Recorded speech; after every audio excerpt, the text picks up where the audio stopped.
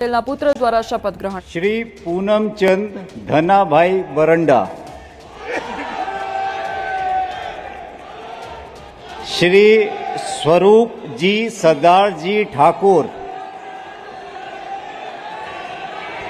શ્રીમતી રીવાબા રવિન્દ્રસિંહ જાડેજા,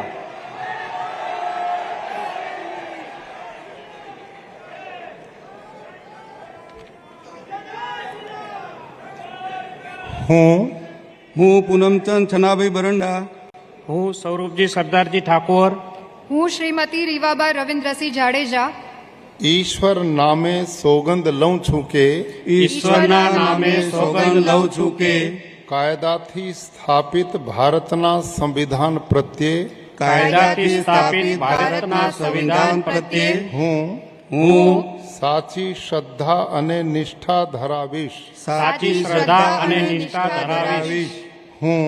હું ભારતના સાર્વભૌમત્વનું અને અખંડતાનું સમર્થન કરીશ। ભારતના સાર્વભૌમત્વનું અને અખંડતાનું સમર્થન કરીશ। અને હું ગુજરાત રાજ્યના રાજ્ય કક્ષાના મંત્રી તરીકેના ગુજરાત રાજ્યના રાજ્ય કક્ષાના મંત્રી તરીકેના મારા કર્તવ્યો શ્રદ્ધાપૂર્વક અને અંતઃકરણપૂર્વક બજાવીશ। શ્રદ્ધાપૂર્વક અને અંતઃકરણપૂર્વક બજાવીશ। અને ભય કે પક્ષપાત રાગ કે દ્વેષ વિના તમામ લોકો સાથે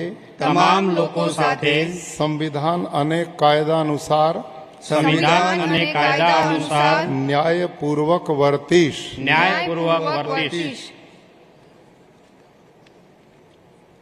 હું પૂનમચંદ છનાભાઈ બરંડા, હું સ્વરૂપજી સરદારજી ઠાકોર, હું શ્રીમતી રીવાબા રવિન્દ્રસિંહ જાડેજા ઈશ્વરના નામે સોગંદ લઉં છું કે ઈશ્વરના નામે સોગંદ લઉં છું કે હું ગુજરાત રાજ્યના રાજ્ય કક્ષાના મંત્રી તરીકે ગુજરાત રાજ્યના રાજ્ય કક્ષાના મંત્રી તરીકે જે કોઈ બાબત મારી વિચારણા માટે લાવવામાં આવશે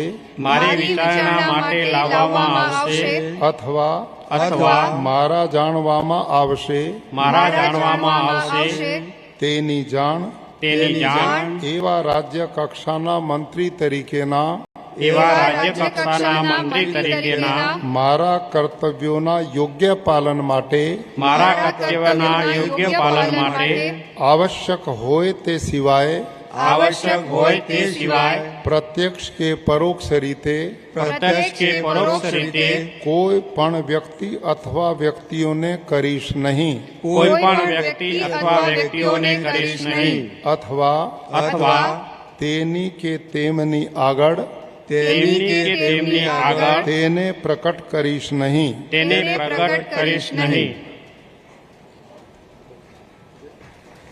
મંત્રી તરીકે શપથ લઈ રહ્યા છે પીસી બરંડા। 2017માં ભિલોડાથી કોંગ્રેસ સામે તેઓ હાર્યા હતા। 2022માં ભિલોડાથી 28,000 મતથી તેઓ જીત્યા હતા। તો પીસી બરંડા છોટા ઉદેપુરના પૂર્વ એસપી પણ તેઓ રહ્યા હતા। તો સ્થાનિક લેવલનો પણ તેમને અલગથી એ પ્રકારનો અનુભવ પણ છે। પીસી બરંડાને રાજ્યકક્ષાના મંત્રી 2022માં ભિલોડાથી તેઓ 28,000 મતથી જીત્યા હતા।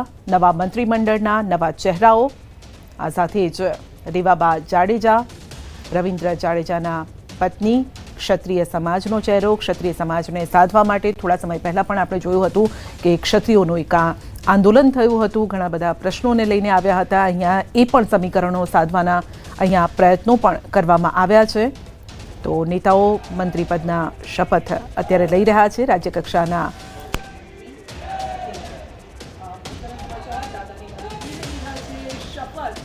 તો દાદાની આ નવી ટીમ સંઘવી બન્યા છે ડેપ્યુટી સીએમ। 5 નેતાએ કેબિનેટ મંત્રી તરીકે શપથ ગ્રહણ કર્યા છે। 3 નેતાને અપાયો છે રાજ્ય કક્ષાનો સ્વતંત્ર હવાલો। મુખ્ય બાબત અહીં 12 નેતાએ રાજ્ય કક્ષાના આ સાથે કેબિનેટ મંત્રીમાં એક